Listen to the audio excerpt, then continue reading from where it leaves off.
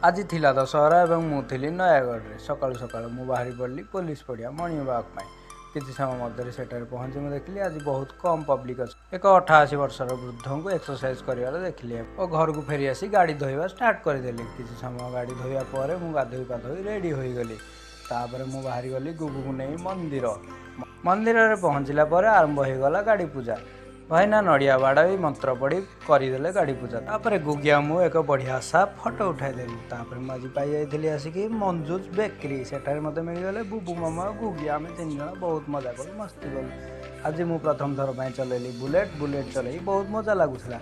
शेष में आज संध्यार आम पहुँच जाइलु जगतजननी माँ देवी दुर्गा दर्शन पर बहुत पब्लिक थे देवी दर्शन कर सारा पर बब्या मु एक सुंदर सा सेल्फी नहीं गलु। दशहरा ब्लॉग ये समाप्ति है। वीडियो भल लगे लाइक करेंगे शेयर करेंगे सब्सक्राइब निहाती करेंगे। रोची जय जगन्नाथ देखा नेक्स्ट ब्लॉग।